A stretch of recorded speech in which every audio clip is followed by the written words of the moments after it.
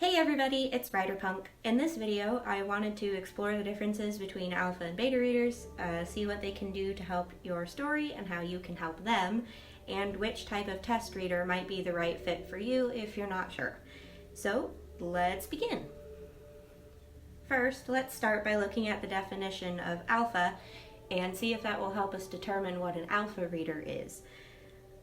Alpha is the first letter of the Greek alphabet, which is denoted by the Latin script A, and can be used to denote the first in a series of things, colloquially. Therefore, we can define an alpha reader as the first person or people in a series of people who will read your manuscript. In practice, it's a bit more specific than that, so let's take a look at the job of an alpha reader. Most alpha readers will take a high-level look at your first draft and take notes on the big stuff. Plot holes, unfinished scenes, gross lapses in characterization, and things like that. For this reason, it's also helpful for your alpha reader or readers, I'm probably just going to say readers because it's easier, to have experience with the genre and target audience for whom you write, so that they can sort of feel out how well your story meets the expectations of that target audience and genre on a basic level. You would not necessarily want, for example, someone who primarily enjoys mystery novels to alpha read your high fantasy epic with 6 point of view characters and a treasure trove of world building to dig into, unless they had read and enjoyed, key part is and enjoyed, similar things before. Think of it this way. You wouldn't write a book about astronomy and never give it to an astronomist for feedback. And you probably wouldn't give that book to a professional musician for feedback. At the alpha reading stage, your focus should generally fixate on filling the plot holes and tidying up rough edges in your story, so don't have your alphas fret too much over things like grammar or spelling. Much of that is very much liable to change as you rewrite, revise, and edit, or have them focus on superfluous details like character or place names. Examples of things an alpha would be able to help the most with are plot holes, frayed ends, dropped or underdeveloped plots, wild swings in characterization or underdeveloped characters, or characters that just don't need to be in the story, pacing, continuity, immersion into the story world and or the main character's head, suspension of disbelief, freshness of the character's setting and storylines, the tone, mood, and voice of the story, along with any abrupt or inappropriate shifts in it, how well the story holds their interest in general terms. Being that alphas have such an important position in the lineup of people who are going to read your work, it's ideal to find alphas who are familiar with you or your work, who are encouraging, able to be honest with you, and whom you trust to handle their criticisms in a constructive way.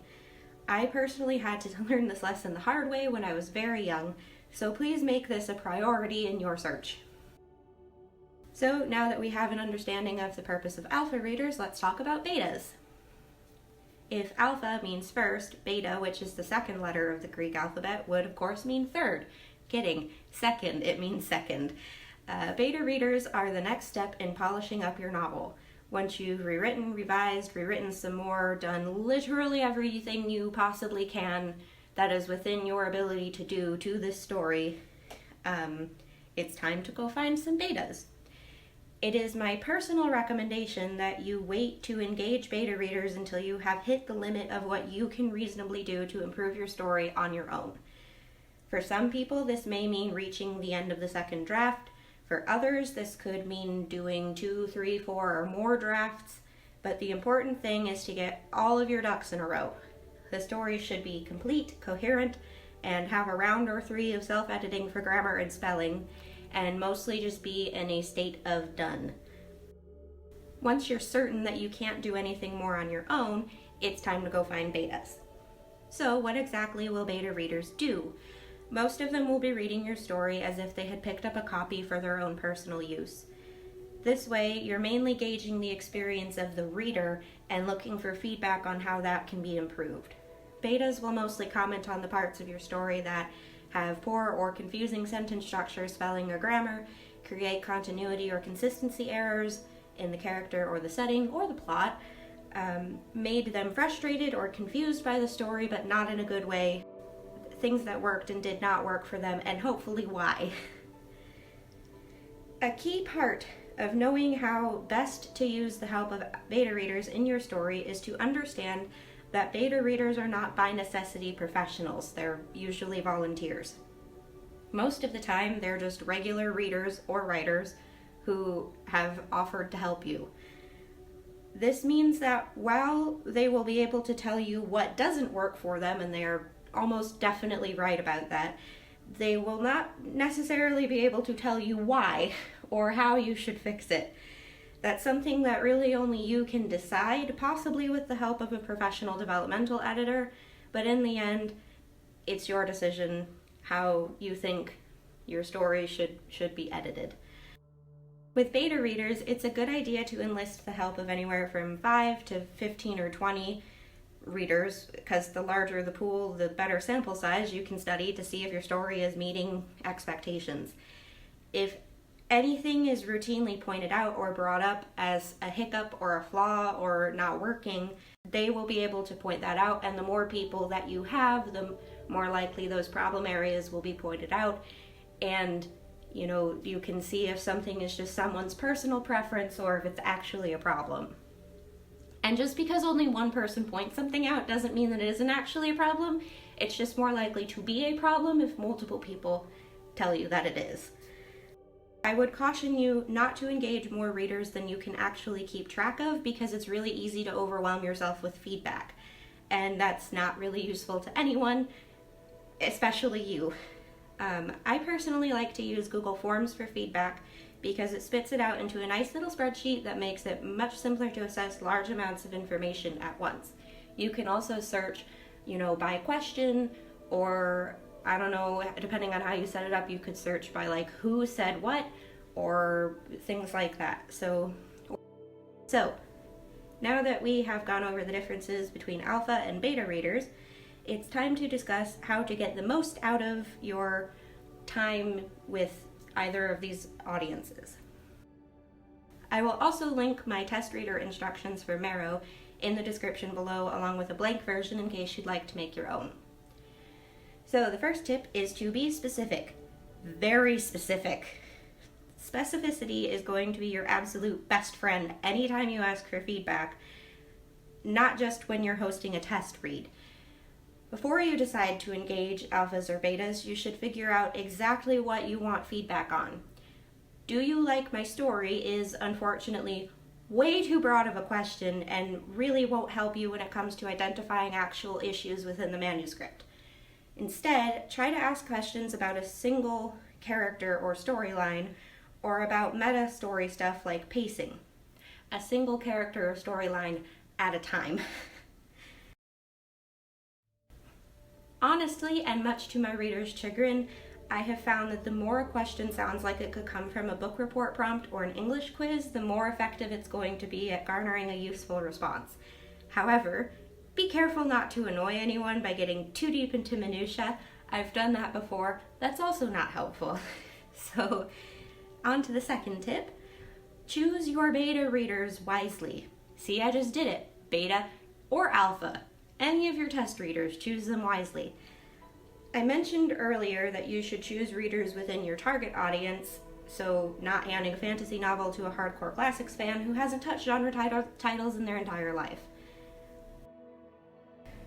I mentioned earlier that you should choose readers within your target audience, so not handing a fantasy novel to a hardcore classics fan. Other factors that can be important are age group, gender, and life experiences. For example, a book about the struggles of a 20-something woman at a university abroad is probably going to appeal the most to women in their late teens to mid-20s who either are in college or plan to go to college and perhaps want to study abroad or already do. If your novel is meant for teens, it's a good idea to have at least some of your test readers also be teenagers. Be careful not to choose too many readers, as I mentioned. If you think you can wrangle and effectively make use of the criticisms of 15 or more people, go ham. If the thought of having to keep track of more than 2 or 3 people's opinions at a time makes your skin crawl, take it at that pace. There's also no law that says you can't host more than one beta or alpha session. In fact, taking things in stages with some tweaking in between might yield even better results than one big event. You'll also want to choose readers who exhibit a few key traits: honesty, constructiveness, encouragement, follow-through, and timeliness amongst them. I personally use a sign-up form for my test audience that helps me decide which readers to take on by asking a few simple questions about their experience with the genre, their availability, and their style of criticism. Tip number 3. Give your readers more than enough time to accomplish what you're asking of them. This is enough to make or break your session.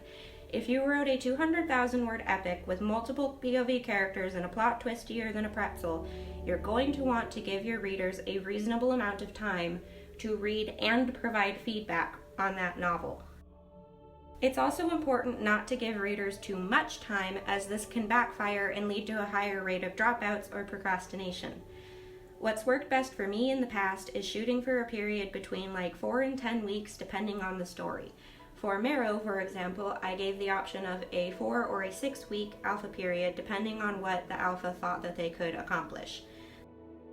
One possibility to prepare yourself for is that some readers will need to drop out, may forget about the test period, or simply just not end up doing it or liking the story.